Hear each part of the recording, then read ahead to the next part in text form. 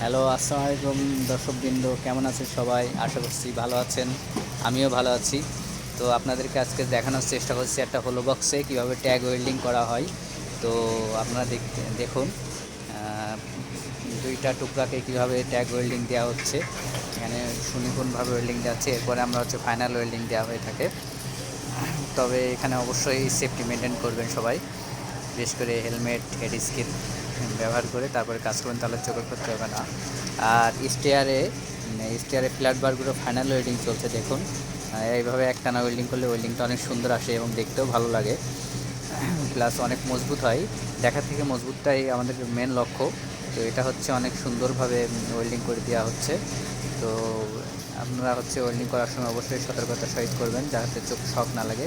Properly hand gloves, তারপরে head skin এইভাবে use করে তারপরে করবেন। আশা করি সবাই ভালোভাবে বুঝতে পারছেন। ধন্যবাদ।